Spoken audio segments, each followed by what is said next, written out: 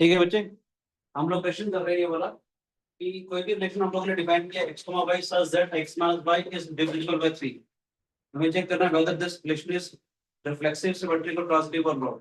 तो मैंने क्या बोला, x, y is divisible by 3 का तो हम लोग क्या करेंगे कि x minus x 3 का मल्टीपल हो गया, हर एक एलिमेंट अपने आप से रिलेटेड अगर होगा तो इसका मतलब क्या x, x also belongs to R, x, x belongs to R, that is why R is a reflexive relation। ठीक है, अभी थोड़ी देर पहले एक इंपॉर्टेंट सी बात मैंने बताई थी आपकी, x minus y is divisible by 3।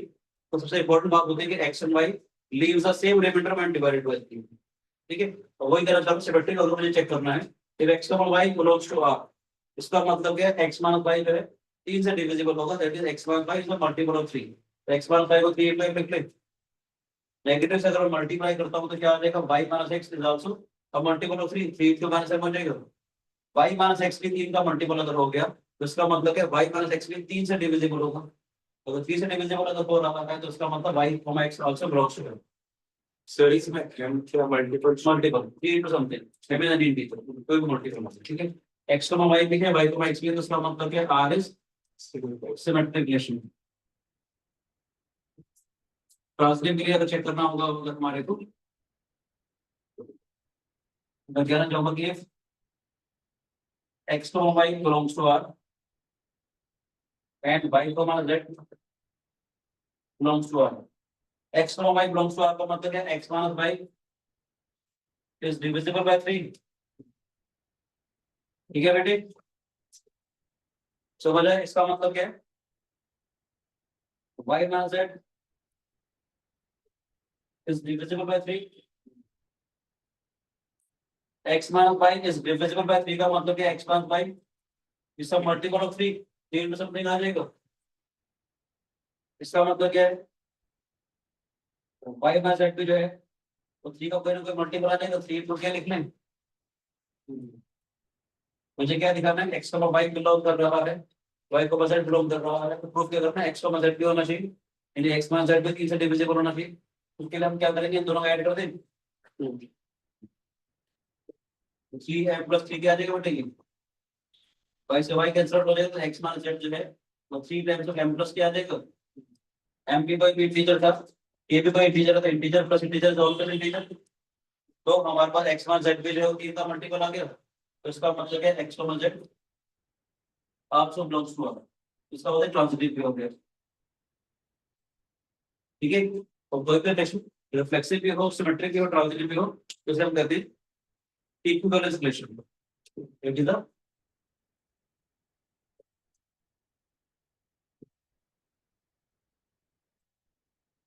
अभी जान बूझ के मैं n plus m के बारे में बात कर रहा हूँ। ठीक है,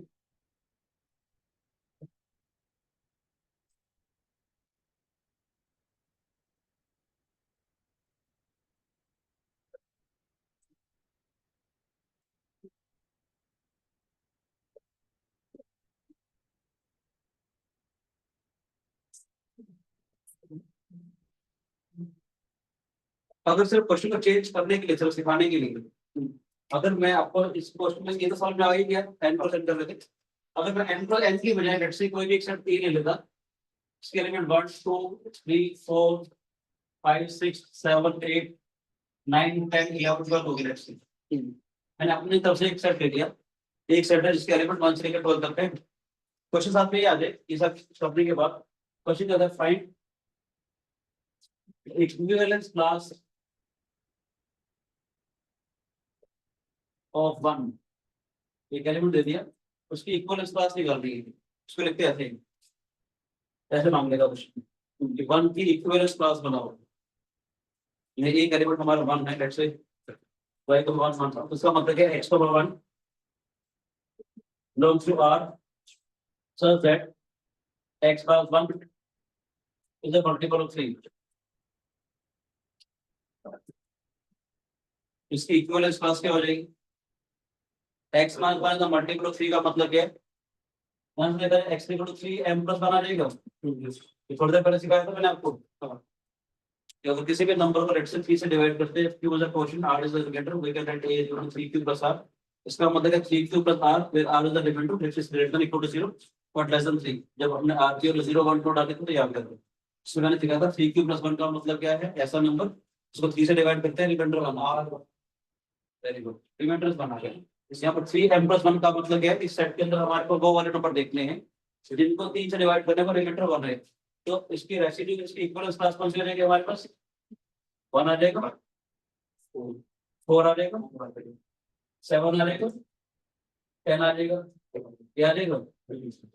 क्योंकि देखा जाए 1 - 1 ये 3 से डिविजिबल हो जाएगा, 4 - 1 ये 3 से डिविजिबल हो जाएगा, 7 - 1 ये 3 का मल्टीपल आ गया तो 3 से डिविजिबल हो गया, 10 - 1 ये 3 का मल्टीपल आ गया, 3 से डिविजिबल आ गया। तो equivalence class of 1 is 1 4 7 10। as equivalence class of 2 पूछना, x - 2 is a multiple of 3, x equal to 3m + 2, तो 2 5 8 11 आएगा हमारे पास। मुश्किल तो नहीं। अगला जो क्वेश्चन है उसमें a mod of a - b is a multiple of 4 बनाओ। सर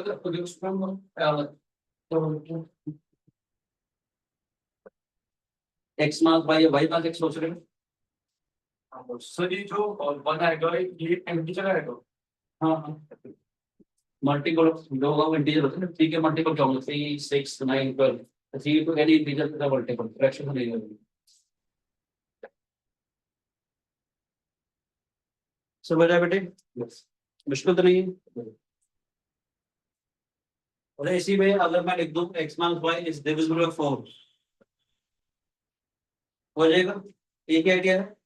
इसी क्वेश्चन को अगर मैं किसी की बजाय अगर 4 लिख दूं तो भी सब समझ में आ जाएगा। Yes sir. इसे एक बार समझने की कोशिश करते हैं। अगर 4 लिख दिया तो x - x the multiple of 4 लिख सकते हैं।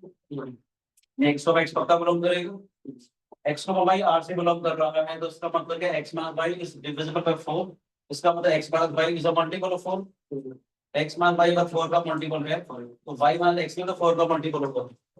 वास्तव में इसी क्वेश्चन में अगर मैं सिर्फ ये लिख दूं कि आपने इक्वेशन को डिफाइन किया है, सेट हमारे पास a दे रखा है, r को डिफाइन किया हुआ है x, y such that x - y is divisible by 4।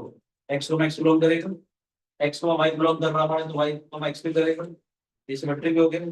Positive के लिए क्या करेंगे, x y बिलोंग कर रहा है, y z बिलोंग कर रहा है, इसका मतलब है x - y is divisible by 4, y - z is also divisible by 4। जिसका मतलब है x - y 4 का मल्टीपल हो गया, ये भी 4 का मल्टीपल हो गया, ऐड करेंगे। बात समझ आ रही बेटे? नहीं, यस सर। तो सारे सारा 4 का मल्टीपल आ जाएगा।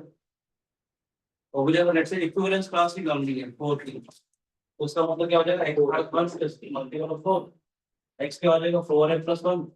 तो वो सारे नंबर लेंगे जिनको 4 से डिवाइड करने पर रिमाइंडर 1 आता है, 1 5 1 5 9 बस ये आएगा।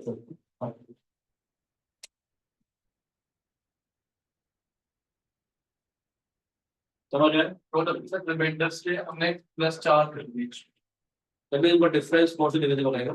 1 - 1 4 से डिविजिबल हो गया, 5 - 1 4 से डिविजिबल हो गया, 9 - 1 4 से डिविजिबल हो गया।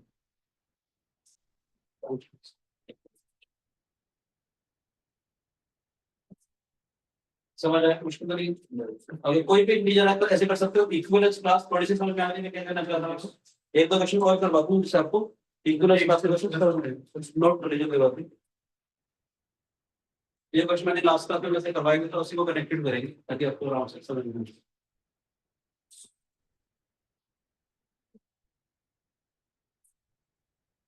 यशी का समझ आ रहा है बेटे? Yes, sir. Ma'am Yes, sir.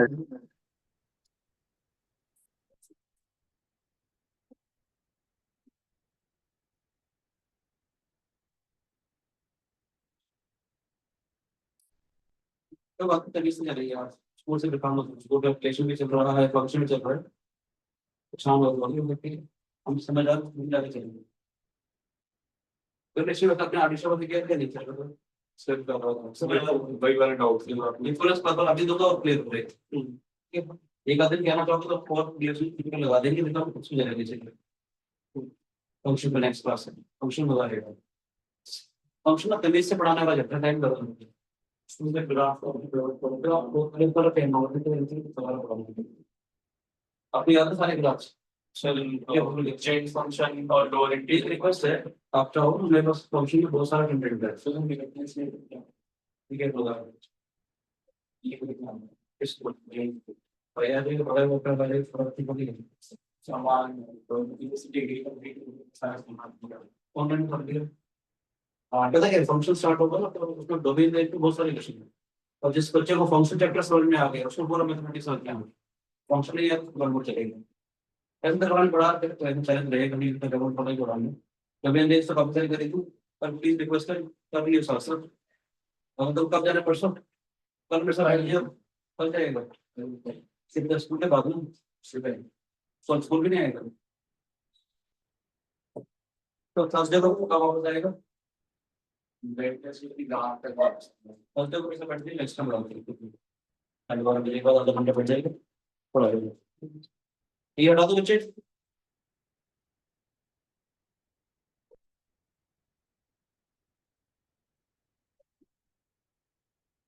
Question हटा दो बच्चों बताओ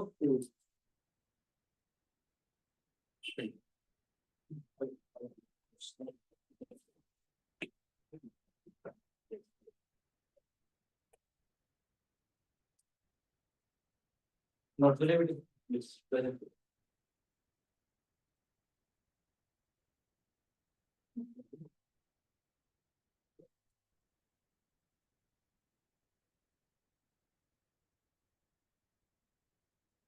ये क्वेश्चन लिख रहा हूँ उसके बाद कुछ और कंटिन्यू करेंगे वैसे मैंने करवाया भी था अब इसके इक्वल क्लास में बता रहा हूँ है ना क्लास का भी करवाया था शुरू में prove that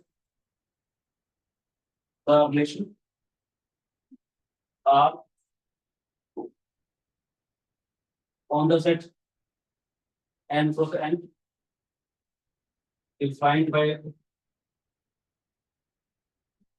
AB is related to CD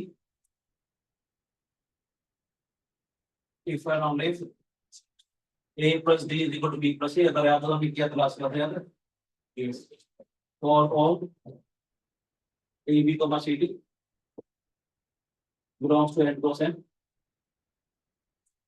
पहले प्रूव करना है कि isn't equivalence class ये लास्ट क्लास किया था हम लोगों ने अगर आप कहते हो दोबारा करवाने की जरूरत है तो दबा देता हूँ मेन चीज मैं इसके लिए क्वेश्चन लगा रहा हूँ इस वाले पार्ट के लिए also find the equivalence class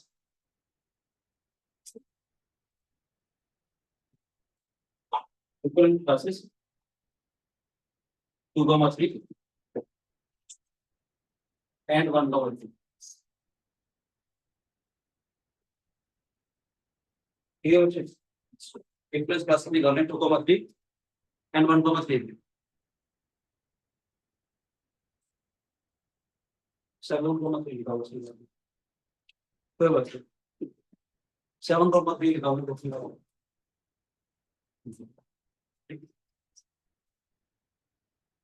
चलो करते हैं लास्ट क्लास वाला सॉल्यूशन याद है या नहीं यस सर आपको सिखाया था मैंने कि first element second element third element fourth element याद रखने का तरीका बताया था मैंने first element plus fourth element second element plus third element ऐसे हम लोग याद रखेंगे ठीक है बेटे तो मैं कहना चाह रहा हूँ रिफ्लेक्सिव रिलेशन के लिए रिफ्लेक्सिव का मतलब क्या है चेक करना चाह रहे ए कोमा बी क्या ए कोमा बी से रिलेटेड है कि नहीं है ठीक है ए कोमा बी यहाँ जा रहे हैं ए कोमा बी से रिलेटेड वाला स्टेटमेंट है कि नहीं है फर्स्ट एलिमेंट हो गया सेकंड एलिमेंट हो गया थर्ड एलिमेंट हो गया फोर्थ एलिमेंट हो गया first element plus fourth element A plus B is equal to second element plus third element b plus a this is true ठीक है ना for all a comma b belongs to natural number सभी natural numbers के लिए a plus b जो है तो b plus a के लिए होता है बराबर होता है उसका मतलब है ये तो पक्का बिलोंग करेगा a b is related to a b always for all a comma b belongs to n plus n this is my circle therefore r is reflexive समझ आया बेटे ये पढ़ो ना आपको सिमेट्रिक के लिए घबराना नहीं है पूछता जाइए ठीक है बेटे सिमेट्रिक के लिए क्या होता है नोट कर लिया ये बताओ देखो अपना बताओ बात कर रहे हो क्या बता दो प्लीज ठीक है बेटे if a comma b is related to CD दिया हुआ है, तो प्रूफ क्या करना होगा, CD is related to input. यानी गिवन क्या है हमारे पास, first term, second term, third term, fourth term, ठीक है बेटे, फर्स्ट टर्म का second term, third fourth term is equal to D plus C। ऐसा सुनाने में लिख रहा हूँ। तो प्रूफ क्या करना है, CD is also related to AB, ये गिवन है, ये टू प्रूफ करना है। यानी टू प्रूफ क्या करना है, फर्स्ट टर्म है, सेकंड टर्म है, थर्ड टर्म की फोर्थ टर्म, तो प्रूफ क्या करना है, first term plus fourth term, ये मुझे प्रूफ करना है। गिवन क्या है, ये A plus D is equal to B plus C, इसको रिप्रेजेंट करते हैं, B plus C is equal to A plus D, commutative होता है तो C plus B is equal to D plus A हो जाएगा बेटे, C plus B D plus A आ गया, इसका मतलब है C को D is also related to A को B, समझ रहे, first term plus fourth term, second term plus third term, first second third fourth, A B C D से रिलेटेड था, सी डी ए बी से related अगर आ गया हमारे पास, उसका मतलब क्या, आर इज सिमेट्रिक रिलेशन। थोड़ा समझ में आ रहा होगा, फिर रिफ्लेक्सिव किसे कहते हैं, सिमेट्रिक किसे कहते हैं, ठीक है बेटे। ट्रांजिटिव के बारे में बात करते हैं। वैसे बोलूं कि गिवन क्या है हमारे पास, A B is related to C D and C D is related to T F, ये मतलब हुआ बेटे। ट्रांजिटिव के लिए का मतलब है ए बी सी डी से रिलेटेड है और सी डी ई एफ से रिलेटेड है, यानी गिवन क्या होगा, first term, second term, third term, fourth term, first term plus fourth term, A plus D is equal to B plus C, ठीक है राजे। इसमें क्या गिवन है, C plus F is equal to D plus C, दोनों चीजें given है। यहाँ रफली एक चीज बता देता हूँ, टू प्रूफ क्या करना होगा, ये इससे कनेक्टेड है, इससे कनेक्टेड है, तो टू प्रूफ क्या करना है, A B should be related to E comma F, ये रफली लिख दिया, समझ रहे बेटे, नहीं प्रूफ क्या करना है हमारे पास, इसका मतलब first term plus fourth term, ये प्रूफ करना है ना बेटा हमारे को, समझ रहे, कैसे करेंगे, ये भी गिवन है, ये भी गिवन है, बस तो दोनों को ऐड कर दें, यहाँ ऐड करेंगे तो क्या आएगा हमारे पास, A plus D plus C plus F, B plus C plus D plus C, समझ रहे, ई से डी कैंसिल हो जाएगा, सी से सी कैंसिल हो जाएगा, A plus F is equal to B plus C हो गया, ये दे रखा था, ये प्रूफ हो गया, उसका मतलब है A B related to E F, A B C D से कनेक्टेड है, सी डी ई एफ से कनेक्टेड है, तो ए बी ई एफ से कनेक्टेड हो गया, तो ट्रांजिटिव हो गया।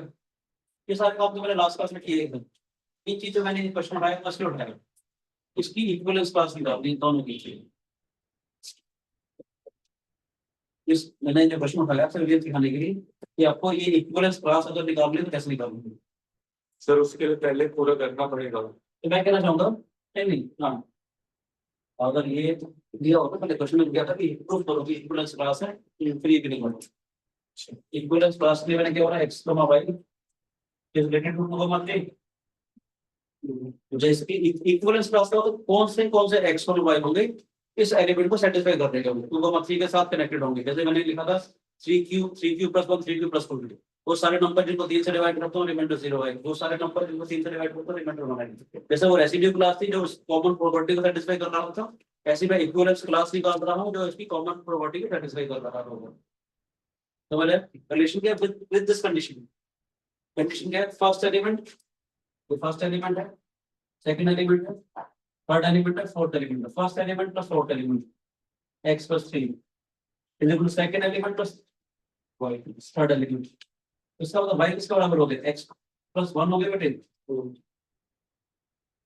x तो y कैसे कनेक्टेड है, इसकी जो इक्विवेलेंस क्लास होगी, इक्विवेलेंस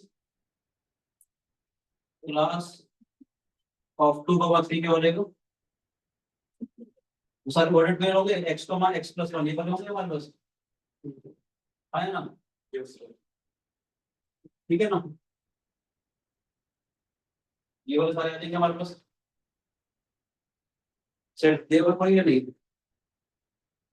नेचुरल नंबर से हमने बोला वो सारे आ जाएंगे हमारे पास। ये बात चल रही है n क्रॉस n के बारे में, बात चल रही है देखो n क्रॉस n के बारे में। यानी अगर पहले नंबर वन अगर होगा तो वन नंबर टू भी कनेक्टेड होगा, टू को थ्री भी कनेक्टेड होगा, थ्री को फोर भी कनेक्टेड होगा, सारे आने भी इनको इन देखो देखो सेटिस्फाई कर रहा होगा, देख सकते हो, चेक करवा रहा हूँ आप से कि 1 2 रिलेटेड टू 2 3 देखो सेटिस्फाई कर रहा है। First element plus fourth element 1 plus 3, देखो second element plus third element 2 plus 2 बराबर है 2 3 का सेटिस्फाई कर रहा है 1 2। कैसे देखो 2 3 सेटिस्फाई कर रहा है 2 3 तो करेंगे करेंगे वैसे रिफ्लेक्सिव है। कैसे देखो 3 4 चेक करो 2 3 से सेटिस्फाई कर रहा है कि नहीं कर रहा है। First element plus fourth element 3 plus 3, second element plus 4 plus, मजा आ रहा है। यस, तो सारे नंबर कुछ भी लिखोगे 4 5 ये सारे सारे नंबर इसके इक्विवेलेंस क्लास के हो जाएंगे। 7 3 का आप खुद निकालेंगे, करके देखो बताओ मैंने 7 3 की आप लोगों ने इक्विवेलेंस क्लास निकाल ली।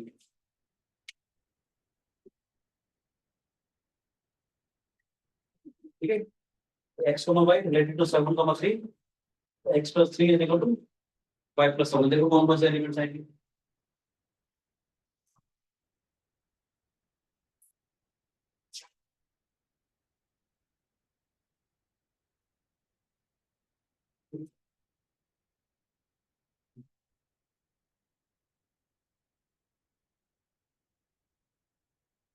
मॉड्यूल्स करके तो नहीं या नहीं करते, दिखाई नहीं मुश्किल लग रहा है।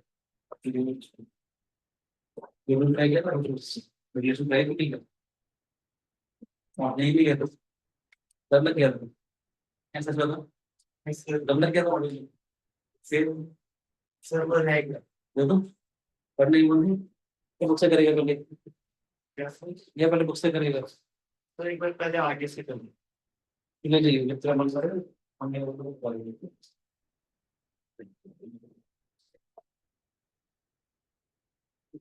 कहाँ से स्टार्ट हुआ इक्विवेलेंस क्लासेस की। 5,1 फिर 6,2 7,3 बता है। ऐसा लगा हो गया क्वेश्चन इक्विवेलेंस क्लास समझ में आई। ये तो क्वेश्चन और करते हैं फिर आपको समझ में आएगा। जैसे कि आपसे होगा थे बेटे मैम आपसे वो 7,3 की इक्विवेलेंस क्लास वाला क्वेश्चन। यस सर, सर हो गया था ये। 7,3 तो क्या हो जाएगा हमारे पास x plus 3 equal to y plus 7, उसके हो जाएगा y equal to x minus 4 to y plus 4, y क्या हो जाएगा x minus 4 या x to y plus 4, अगर y को करना पड़ेगा x minus 4 1 2 3 4 के लिए तो आएगा नहीं क्योंकि नेचुरल नंबर है फिर 5 से आएगा करके बताओ कैलकुलेट नहीं होता बेटे पक्का।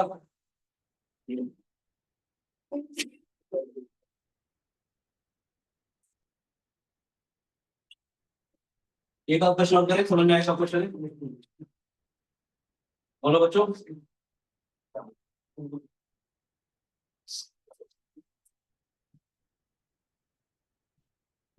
ऐसे बोला हुआ है a plus D B plus C 2,5 की हमारे को इक्विवेलेंस क्लास निकाली हुई है। ये क्वेश्चन इससे से मिलता जुलता है, ट्राई करें या नहीं आप बता देना, अगर आप कहते हो तो हम कर लेंगे। एक साइड डिफाइन किया हुआ है 1 2 3 4 5 6 7 8 9 ठीक है बेटे बस वेस्टेज बाजू आर एक लिस्ट डिफाइन किया हुआ है on A cross A such that कोई चीज है A B is related to C D such that ये बिल्कुल वही है ठीक है।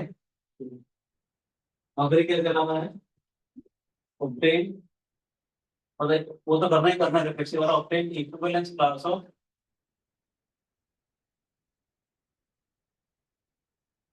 2,5 तो बस ये बिल्कुल वही है। मैं रिफ्लेक्सिव सिमेट्रिक ट्रांजिटिव नहीं निकाला मगर सेट हमारे पास यहाँ पे था ए क्रॉस ए वहां पर नेचुरल नंबर दे रखा था, जब नेचुरल नंबर दे रखा था तो बहुत सारे हो गए थे हमारे पास कुछ 100 चले गए ठीक है राजीव 2,5 है। हाँ जी अब 2,5 की निकालनी इस सेट के अंदर तो रिफ्लेक्सिव हो जाएगा सिमेट्रिक हो जाएगा ट्रांजिटिव हो जाएगा। इक्विवेलेंस क्लास के बारे में अगर बात करेंगे तो first element plus fourth element x plus 3 is equal to y plus 2 आएगा बेटे 2,5 से x plus 5 y plus 2 y हो जाएगा x plus 3 समझ आया बेटे? Yes. तो ऑर्डर्ड पेयर में x, y वो कैसे हो जाएगा हमारे पास? x की जगह 1 रखूंगा तो y की जगह क्या आ जाएगा? 4 1, 4 2, 5 3, 6 4, 7 5, 8 6, 9 बस यही रहेगा हमारे पास। Yes. बात समझ आए? क्योंकि मैं यहाँ पर a क्रॉस a पे डिफाइन किया हुआ है। a क्रॉस a का मतलब क्या है? a सेट के अंदर जो एलिमेंट्स हैं, तो यहाँ पर जो एलिमेंट्स हैं वो सिर्फ 1 2 3 4 5 6 7 8 9 है बेटी। समझ आया? इसलिए क्या होगा? 1, 4 2, 5 3, 6 4, 7 5, 8 6, 9 आगे एलिमेंट आएंगे ये देखो। जो इसकी इक्विवेलेंस क्लास होगी, 2, 5 की इक्विवेलेंस क्लास होगी, जो उसको सेटिस्फाई कर रहा होगा कि first element plus fourth element is equal to second element plus third element. Logic समझ में है? वहां पर हमारे को n क्रॉस n दे रखा था, यहाँ पर हमारे को ये पूरा सेट दे दिया। उस सेट के अंदर हमारे को उसकी इक्विवेलेंस क्लास निकालनी है। ठीक है रजित, तुम्हारे बेटे?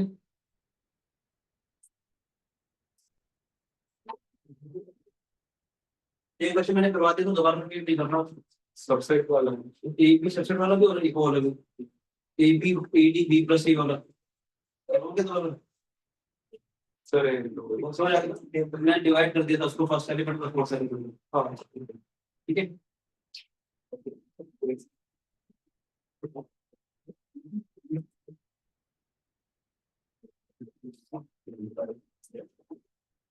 चलो ये हटा दो फिर। और आपने समझ आ रहा है? बातें हो रही थी।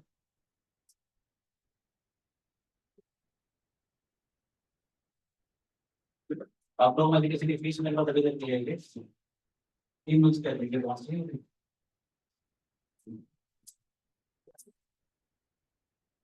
तो एक क्वेश्चन और करवा रहा हूँ, पिक्चर थोड़ी सी क्लियर हो जाएगी आपको।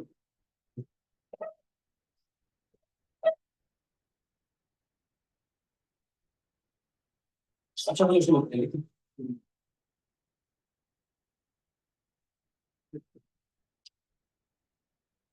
क्वेश्चन लिखता हूँ मैं दादी।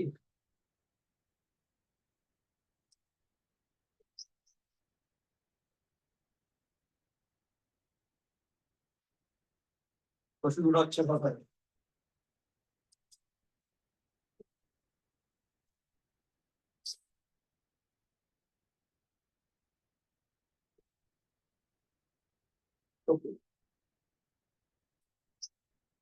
On the set end of all natural numbers, natural थोड़ी बड़ी है पर मैं जान के लिख रहा हूँ ताकि मैं आपको चीजें एक्सप्लेन कर पाऊँ। ठीक है बेटे? On the end of all natural numbers our relation R is defined। Yashika ये रेड पेन नजर आ रहा है बेटे? Yes, sir.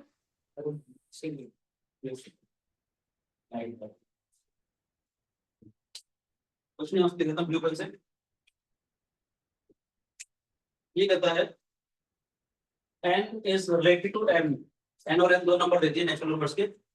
n is related to m if and only if each of the natural number n and m, each of the natural numbers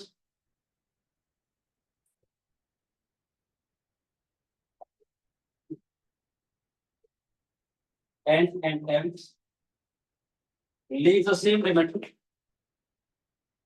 leaves the same remainder less than 5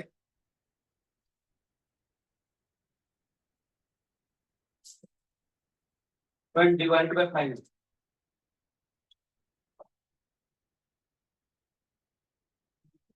show that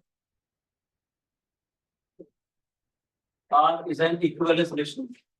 वैसे मैंने अभी किया वाला लिखा था।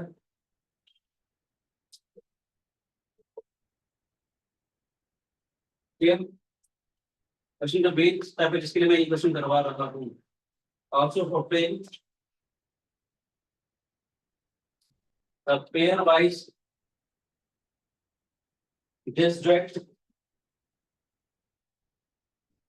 subsets determined by R.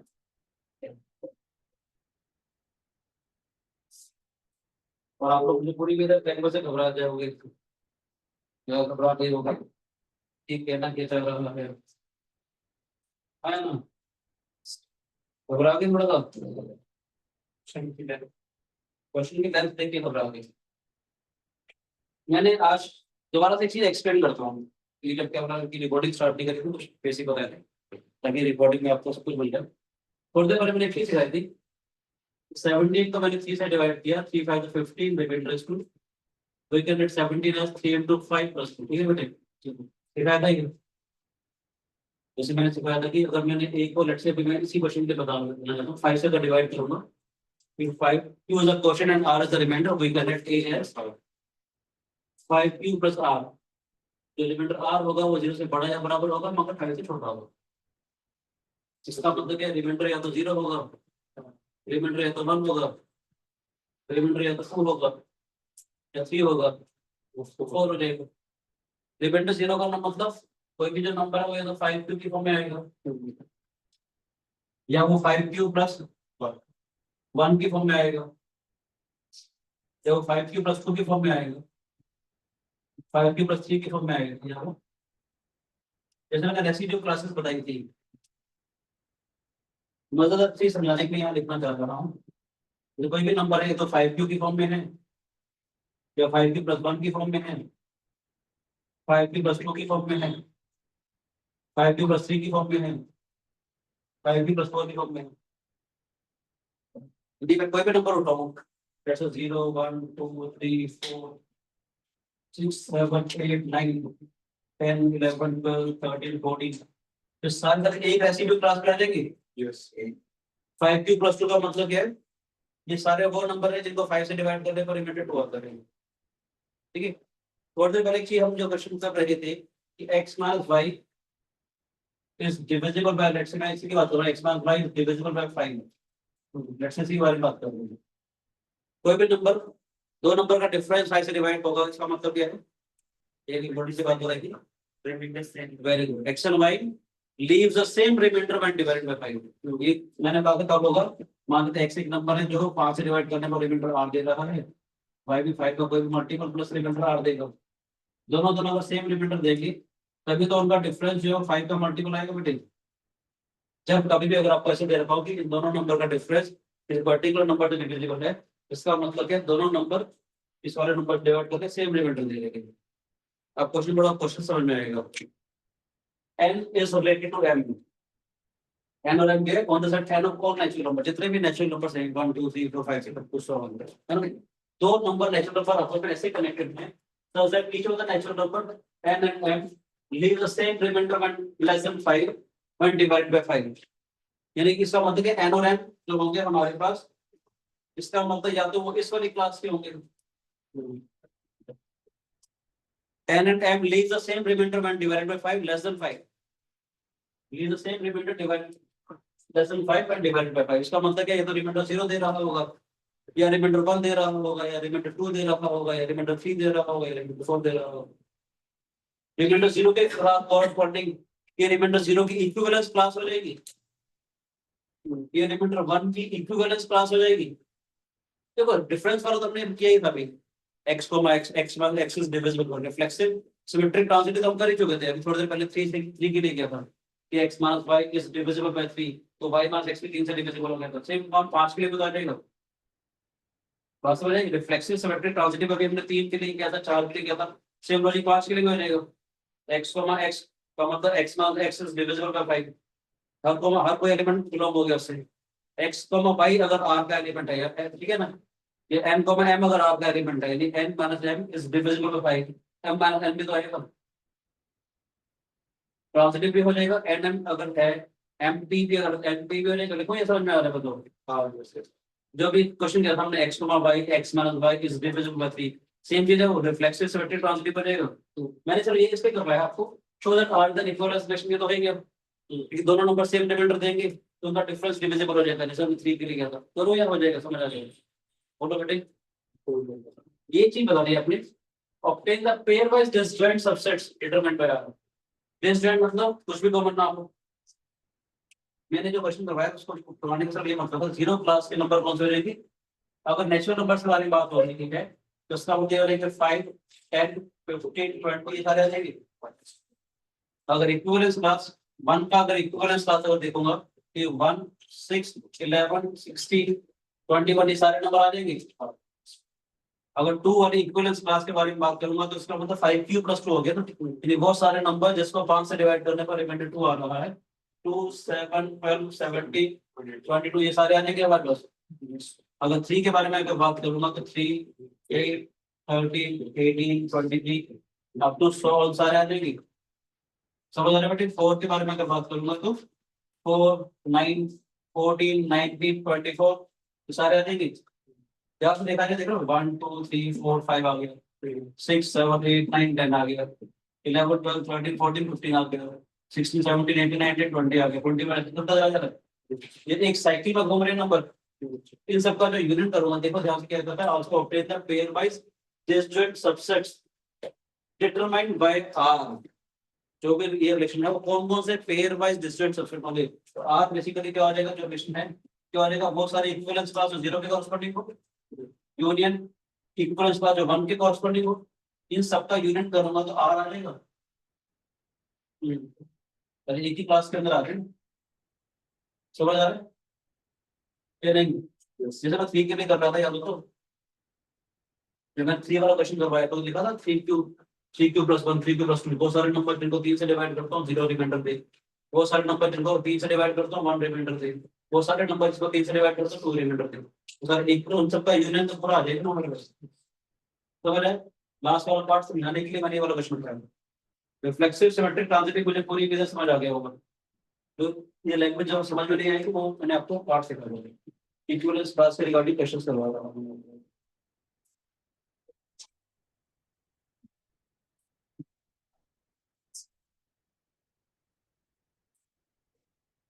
Relation लगभग मेरा खत्म हो गया है, कुछ क्वेश्चन प्रैक्टिस करो या फंक्शन स्टार्ट कर दूं? कोई क्वेश्चंस आप बताओ अगर आपको कोई डाउट है तो। एक कांक्रीट मॉडल समझा दूं, कभी आप परेशान ना हो कांक्रीट मॉडल कैसे करते हैं, तो सिखा देता हूं। सेम चीज वही है यहाँ पर, ये नोट कर लो फिर बता दो।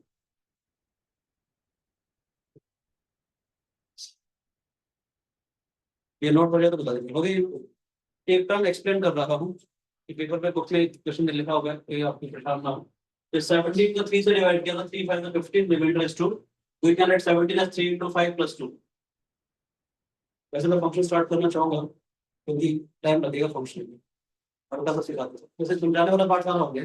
एक नई चीज थी बता रहा हूँ, तो शायद आपको समझ में। तो जैसे 17 को लिखा था 3 into 5 plus 2, यहाँ एक टर्म होती है, इसको लिख सकता हूँ 17 हमने लिखा था 3 into 5 plus 2, so लिखो 17 minus 2 is equal to 3 into 5। हाँ, ये 17 minus 2 जो है वो 3 का मल्टीपल आ जाएगा, ये 3 से डिविजिबल आ जाएगा।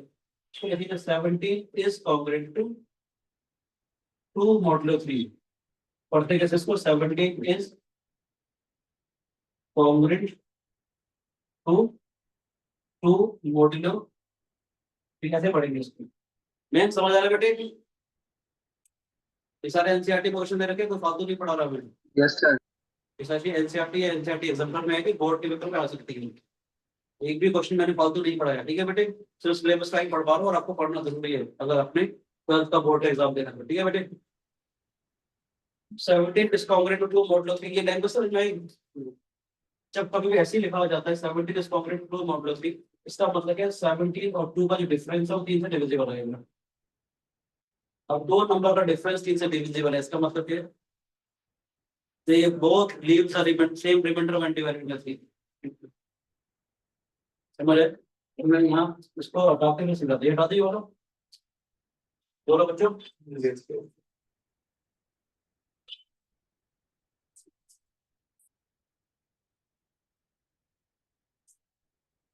जब कभी डिफरेंस वाली बात आई तो उसका मतलब दोनों नंबर जो है तो सेम रिमाइंडर दे रहे हैं। देखो एक ही दिखाना चाह रहा हूँ, एक ही बताओ 17 is congruent to 14 modulo 3, true है या फॉल्स है? नहीं सर, मैं ट्रू दोबारा से लाता हूँ। ए को लेट से मैंने बी से डिवाइड किया, if 2 is a quotient and r is a remainder, we can write a as b into q plus are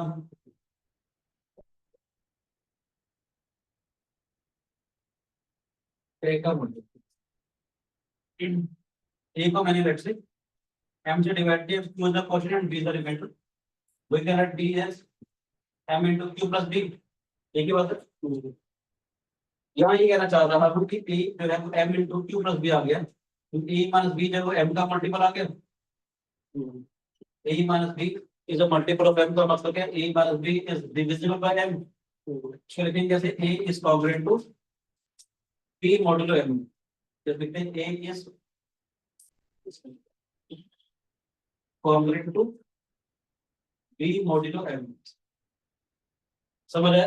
हाँ। और दो नंबर इसका मतलब क्या है? a is congruent to b modulo m, अगर ऐसे लिखा जाए तो इसका मतलब क्या है? a minus b m का मल्टीपल आ गया। अब दो नंबर का डिफरेंस अगर m का मल्टीपल है, इंपॉर्टेंट बात मैंने क्या बताई थी? a and b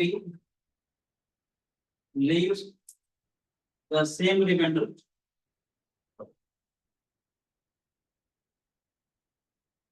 when divided by m. है ना? a minus b m का मल्टीपल है तो इसका मतलब है a and b leaves the same remainder when divided by m. Yes or no? Yes. अभी होगा ना बेटे? देख रहे हो 17 और 17 माइनस 14 का जो डिफरेंस है वो जीरो मोड भी आ गया। इन दोनों का डिफरेंस 3 से डिविजिबल है। इसको आप ऐसे समझ सकते हो, मैंने कहा 17 चॉकलेट्स मेरे पास है, मुझे इन तीन बच्चों को लेकर डिस्ट्रीब्यूट करनी, मैंने एक चॉकलेट बांट दी तो कितनी बची? 14 इज फर्दर रेसिड्यू। मैंने अगर एक चॉकलेट और बांट दी तो कितनी बची? 11 इज आल्सो फर्दर रेसिड्यू, यानी लिख सकता हूं 17 इज कॉन्ग्रुएंट टू 11 मॉडुलो 3। ये भी ट्रू है ना? जब कभी भी a is congruent to b mod of m अगर आता है तो इसका मतलब है इन दोनों का जो डिफरेंस है वो m का मल्टीपल है। तो ये भी रिलेशनशिप ट्रू हो गया, 17 is congruent to 11 mod of 3, क्योंकि इन दोनों का जो डिफरेंस होगा वो भी डिविजिबल आ जाएगा। 17 is congruent to 8 mod of 3 में ट्रू हो जाएगा। Yes sir. 17 is congruent to 5 mod of 3 में ट्रू हो जाएगा। 17 is congruent to 2 mod of 3 में ट्रू हो जाएगा। आ जाओ बेटे, is congruent to 2 mod of 3 में हो जाएगा। इसको लिख सकता हूँ 17 इज कॉन्ग्रुएंट टू -1 मॉडुलो 3 लिख सकता हूँ। ठीक है, इन दोनों का डिफरेंस 17 + 1 18 आ जाएगा ना, इसलिए आप कह सकते हो रेसिड्यू कैन बी नेगेटिव। समझ आया? a is congruent to b mod of m का मतलब क्या है? इन दोनों का जो डिफरेंस है वो m से डिविजिबल है। समझ आया? कॉन्ग्रुएंट वाली टर्म समझ आई क्या होती है? ठीक है यशिका, कितना बड़ा पता होगा आपको ना? सर एक बार आपको सीखते हैं, बताओ बेटे। 17 को मैंने 3 से डिवाइड किया, 3 5 15 divisible is 2। We can write 17 as 3 × 5 + 2। अगर 17 में से रिमाइंडर माइनस कर दूं 3 का मल्टीपल आ जाएगा। 17 - 2 जो 3 × समथिंग हो गया, तो उसको लिख सकते हो 17 इज कॉन्ग्रुएंट टू 2 मॉडुलो 3। ठीक है, जैसे मैं लिख सकता हूं 17 इज कॉन्ग्रुएंट टू 14 मॉडुलो 3, जब ऐसा लिखा जाए तो इसका मतलब है इन दोनों नंबर का डिफरेंस 3 से डिविजिबल है। जैसे समझाने के लिए मैंने बोला a को अगर मान लेते हैं m से मैंने डिवाइड किया, तो q is the quotient and b is the remainder, we can write a as m into q plus 3। और इसका formula congruent modulo, congruent modulo बड़े कमाल की चीज है। अगर आप चाहो ना, YouTube पे मेरी एक वीडियो है, concept of remainder part 1, concept of remainder part 2। मजा ना आए तो मेरा नाम भी दे देना। 6 से 7 आवर की वीडियो है, और तो लिंक शेयर कर दूंगा मैं। कंसेप्ट ऑफ रिमाइंडर पार्ट 1, उसमें कॉन्ग्रुएंट मॉड्यूलो मैंने एक्सप्लेन किया हुआ है। 8-9 साल पहले वीडियो बनाई थी, तो तीन चैनल मेरा हाईजैक हो चुके हैं। इस बारे में इंस्पायर माय डॉटर, और लास्ट मास में पढ़ा दी थी को मैं मैंने 6 साल वीडियो डाली बस, तब शौक चढ़ा था वीडियो बनाने का। अब चीजें अच्छी है, देख लें concept of remainder part 1, concept of remainder part 2, 10 videos है, उसमें कॉन्ग्रुएंट मॉड्यूलो मैंने एक्सप्लेन किया हुआ है। इनकॉर्पोरेट क्लास में पैसा पढ़ा था, इसमें बड़ा खतरनाक चीज है ये, बहुत कुछ निकाल सकते हैं आप, हैरान हो जाएगा अगर मैंने वो वीडियो अगर आपने देख ली तो आप लोग ऐसे भी हो सकते हैं। राइट, मैं अजय लकीना, सिंपल अजय लकीना सर्च करना, concept of remainder part 2, 7 videos नजर आएंगे सारी सॉल्व करना, तो और डाउट ना वक्त मिलेगा, कितनी ये वीडियो डल जाएंगी अच्छे से रिकॉर्ड करके। ठीक है, ये समझ आया? यानी a को मैंने m से डिवाइड किया, if Q is a quotient, B is a remainder, we can write A is equal to M into Q plus B. इसका मतलब है B रिमाइंडर जब था यानी A माइनस B जो है M का मल्टीपल हो गया, दो नंबर का डिफरेंस M का मल्टीपल आ गया, तो मैंने क्या बोला था सबसे जरूरी चीज क्या है, A and B leaves the same remainder when divided by M. A and B leaves the same remainder when divided by M, है ना? ये 17 is congruent to 14 modulo 3, 17 minus 14 भी डिविजिबल हो गया, 17 is also congruent to 11 modulo 3, 17 minus 11 भी divisible हो गया, सारे डी हो गए। एक छोटी सी बात बताऊंगा, देखिएगा ध्यान से, 5 जो 17 is congruent to 17 मॉडुलो 3 है नहीं, कोई भी नंबर अपने आप से कॉन्ग्रुएंट मॉडुलो होता है, तो देखिए बोलूंगा 17 is congruent to 14 मॉडुलो 3, तो 14 is also congruent to 17 modulo 3, ये क्या चीज मान लीजिए कि A is congruent to A mod of M, हमेशा होगा, हाँ, इन दोनों का डिफरेंस M से डिविजिबल होगा, ये इसका मतलब क्या है, if A is congruent to B mod of M, इसका मतलब B is also congruent to A mod of M, A B के congruent है, A is congruent to B mod of M का मतलब क्या हुआ, इसका मतलब हुआ A माइनस B जो है M का मल्टीपल, B का मतलब हुआ, मुझे अगर प्रूफ करना है B is congruent to A mod of M, यानी कि मुझे क्या प्रूफ करना है कि B मान A भी M का मल्टीपल होगा, नेगेटिव से मल्टीप्लाई कर दूंगा तो याद है M into माइनस B, ये भी टू ए भी टू हो गया, ये हो गया, ये भी सिमेट्रिक रिलेशन हो गया, कॉन्ग्रुएंट मॉडुलो जो होता है उसका मतलब रिफ्लेक्सिव भी था और सिमेट्रिक भी था, ऐसे मैं कहना चाहूंगा 17 is congruent to 14 मॉडुलो 3, देख रहे हो, 14 is congruent to 2 मॉडुलो 3, ठीक है ना, इसका मतलब 17 is congruent to 2 मॉडुलो 3, ऐसे कह सकता कि A is congruent to B mod of M, B is congruent to C mod of M, then A is congruent to C mod, मजा आया? ऐसे भी समझ सकते हैं, A is congruent to B mod of M का मतलब था A माइनस B जब M का मल्टीपल है, M into समथिंग आ गया, इसका मतलब क्या है, B माइनस C जो है वो भी M का कोई ना कोई मल्टीपल आ गया, ट्रांजिटिव होगा, सो अगर ऐड करेंगे तो क्या हो जाएगा, A माइनस C जो है M टाइम जो Q प्लस क्या हो जाएगा, A माइनस M का मल्टीपल हो गया, तो इसका मतलब A is congruent to C mod of M, यानी कॉन्ग्रुएंट मॉडुलो जो होता है इसका मतलब रिफ्लेक्सिव भी होता है, सिमेट्रिक भी होता है, ट्रांजिटिव भी होता है, बताया, इसका मतलब ऐसा ही है कि ये इसका रिमाइंडर ही है, अब इसको रिमाइंडर अगर ऐसे मुझे इक्विवेलेंस क्लास निकालनी होती है, रिमाइंडर वाले निकाल लेते जैसे वेव ने किया था, समझ रहे हैं?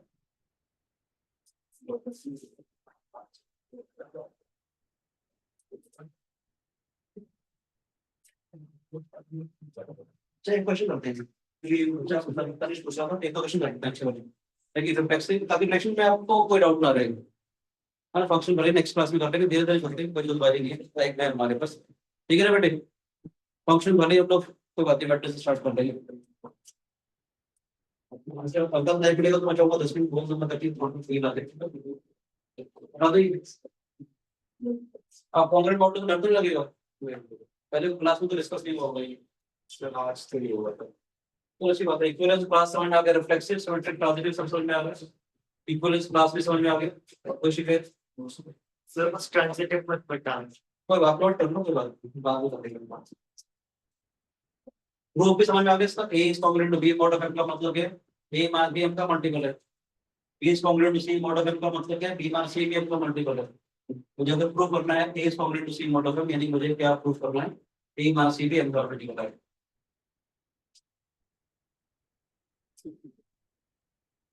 3:40 का क्लास छोड़ के करूंगा ना, ये अगली क्लास में स्क्रीन पे नहीं पड़ेगी, 14 आजकल इतना पहले ऐसे कुछ तुरंत आ जाएगा, तो सामान लेके आएगा और 12:30 बजे जैसे प्रीमियम गेम के जैसे तो 45 के पहुंचते हैं, फिर कैसी कपड़ा मुझे चेंज करने की 15 मिनट लगता है, हाँ नहीं मैं बोलता जब ये बेटे जल्दी मैं तो वो भी नहीं पाया लगा तो बहुत पास तब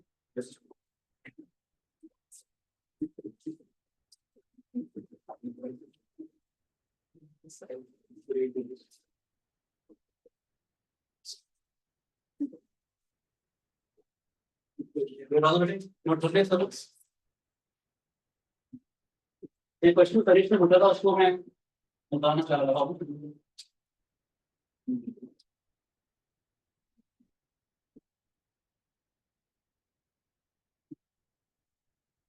क्वेश्चन लिखते हैं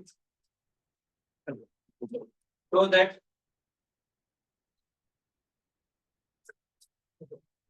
the number of equivalence relations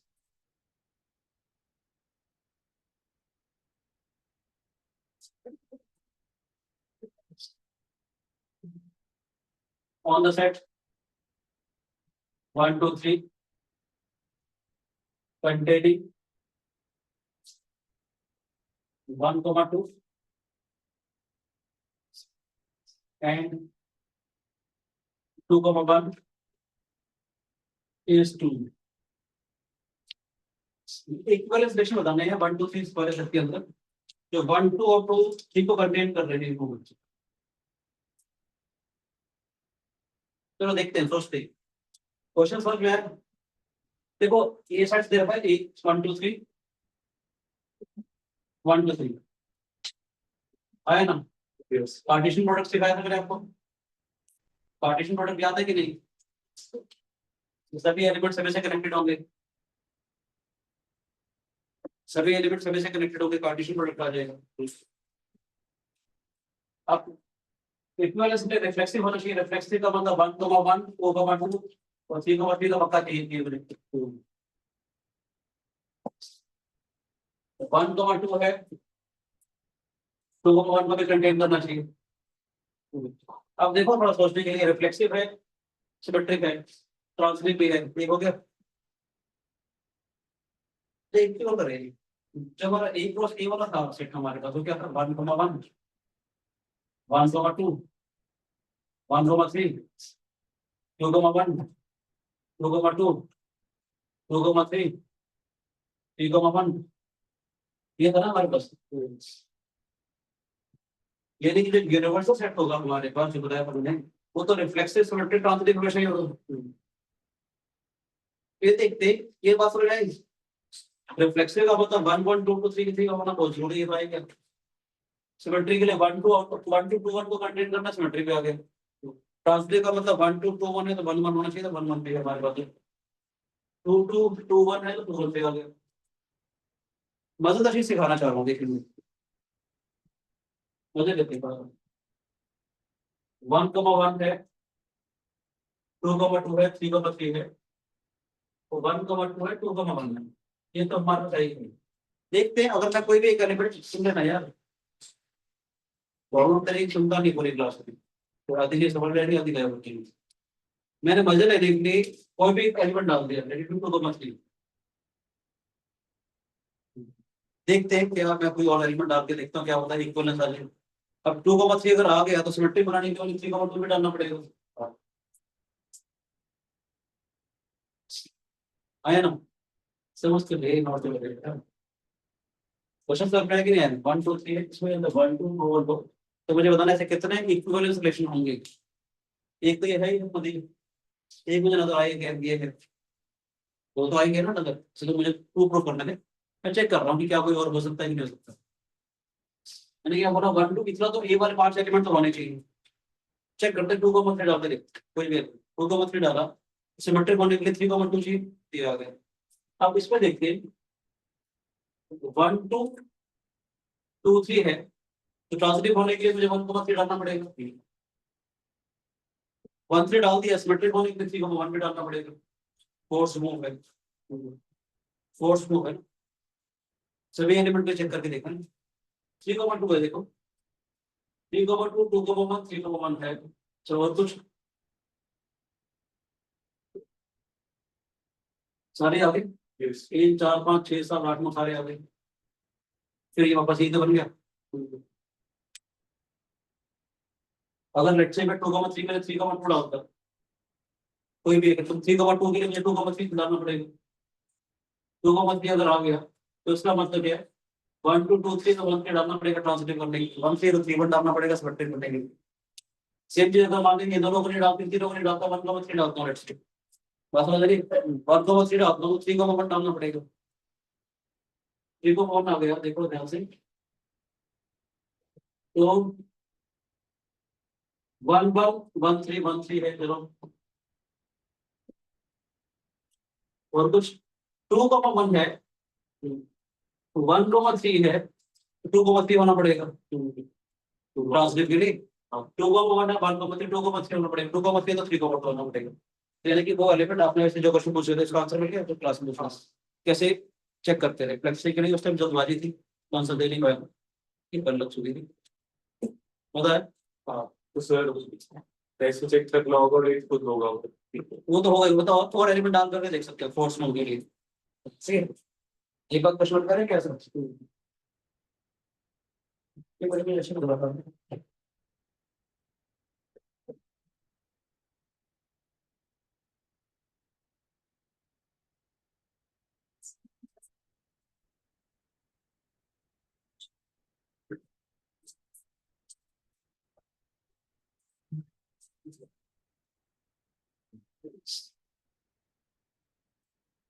ये क्वेश्चन करवा रहा हूँ तो अच्छा है, NCERT question.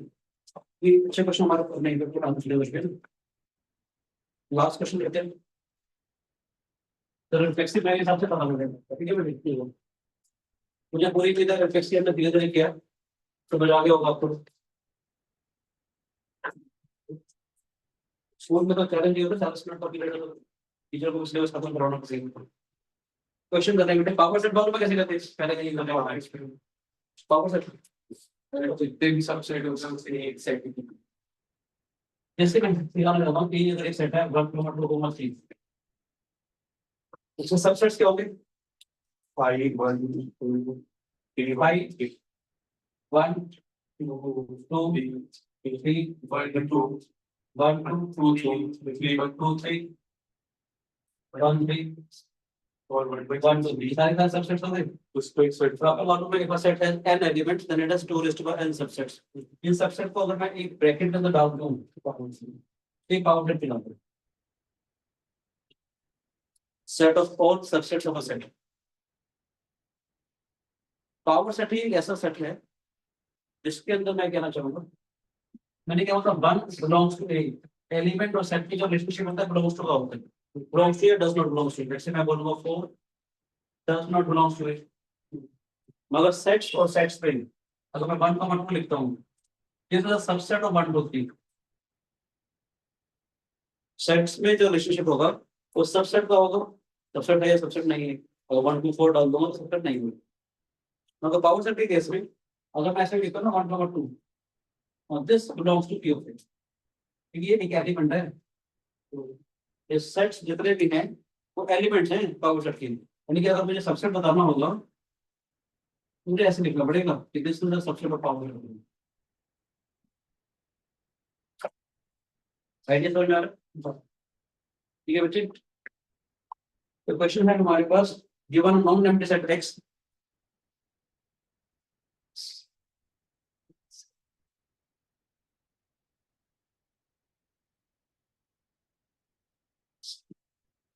consider p of x which is the set of all subsets of x defined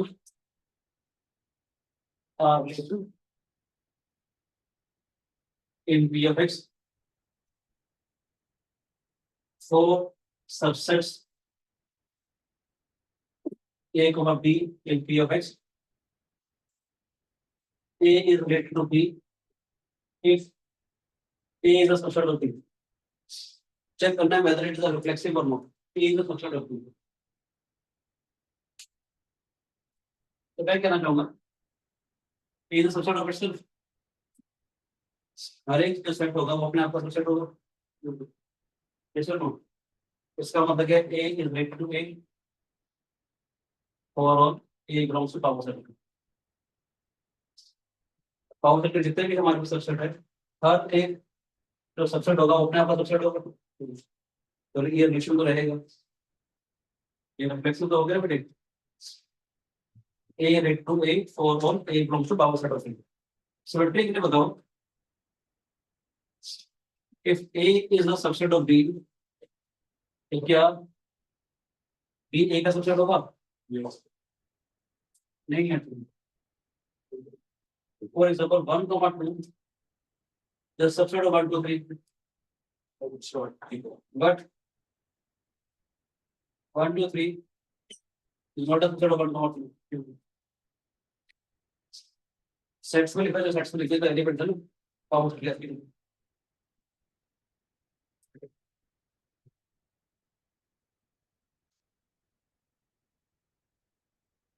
ऐसे नहीं होता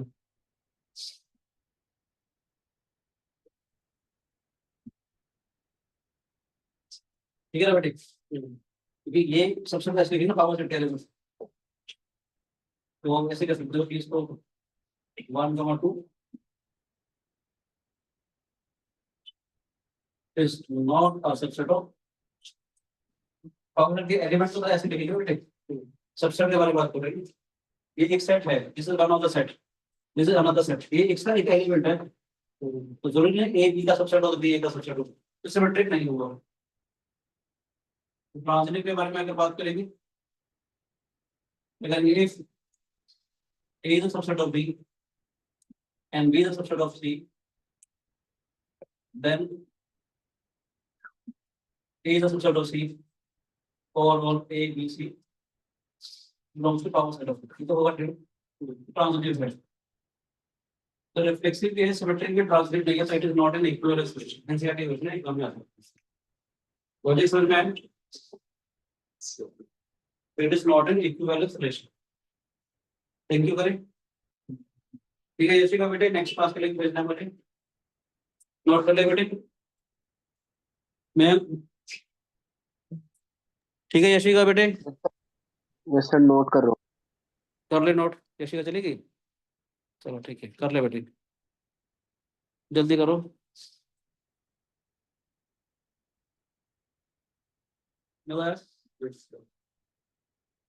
सर इसके बस एक्सरसाइज प्रैक्टिस करिए तो मैं कहोगे तो कुछ प्रैक्टिस शीट दे दूंगा मैं आपको ठीक है कर लिया भैया मयंक नोट